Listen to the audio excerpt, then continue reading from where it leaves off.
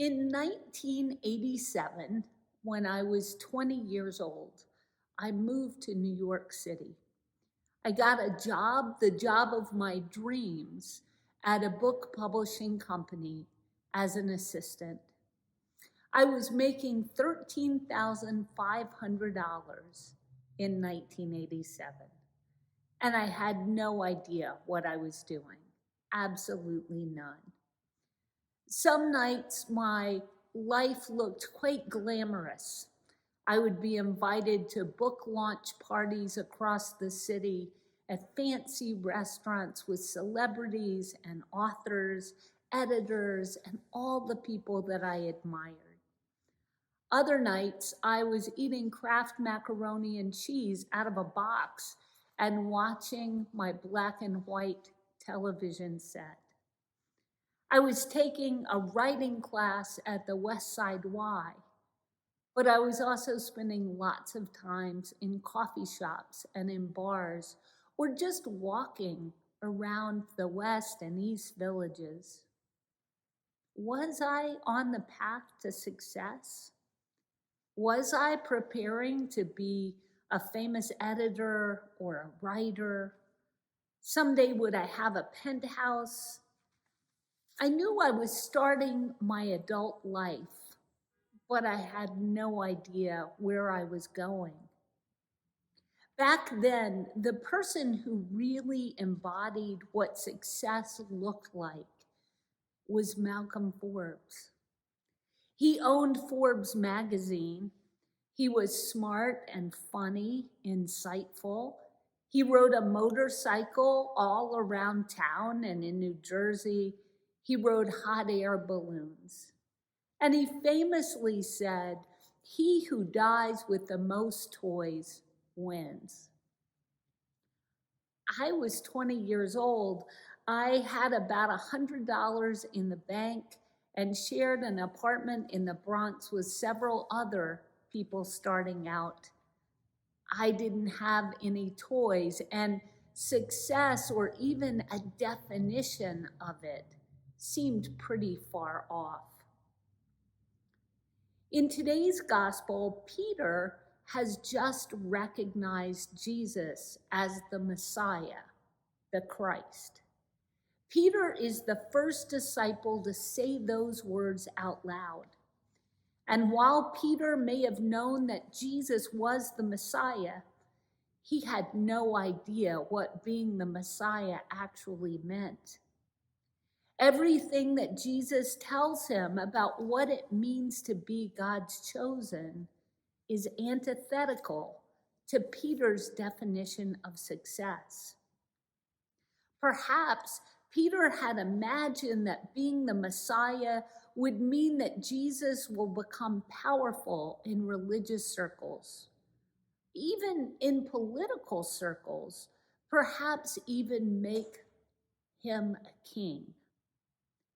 If any of that came true, the disciples could have expected to have important titles, or at least comfortable, influential lives.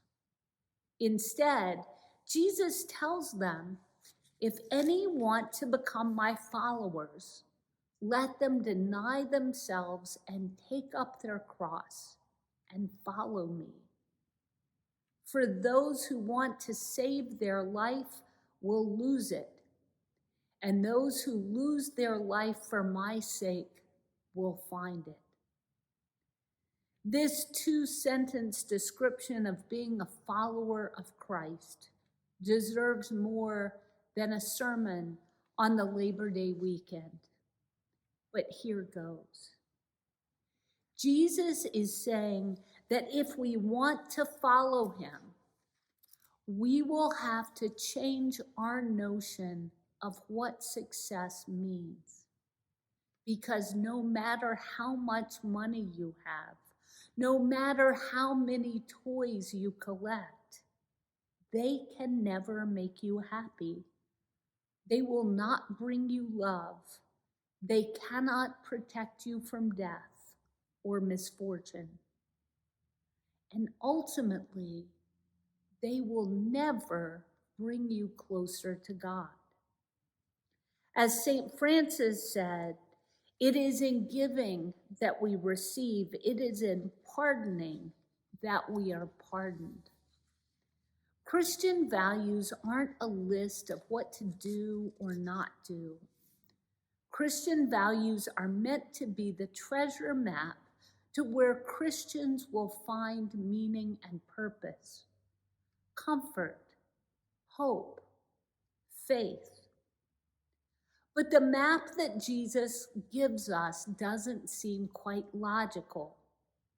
Give away what you have. Embrace the things that seem most difficult. Follow in Jesus' steps, even when it puts you at odds with the rest of the world. Take the challenging path. Never be distracted by shiny things and easy comfort. Christian Winans, in his book about Malcolm Forbes, tells of a motorcycle trip that Forbes took through Egypt in 1984 with his motorcycle team, which was called Capitalist Tool. After viewing the staggering burial tomb of King Tut, Forbes seemed to be in a particularly reflective mood. As they were returning to the hotel in a shuttle bus, Forbes turned to one of his friends and asked with all sincerity, "Do you think I'll be remembered after I die?" That was the height of his power in the 1980s. But he knew on some level that his priorities, his passion, his energy, his talent was not spent on others, but on himself. And no one will remember that, at least for very long. Because if your energy has been spent making your own life better, then when you die, your work is over. We are meant for a greater life. We were created for a larger purpose.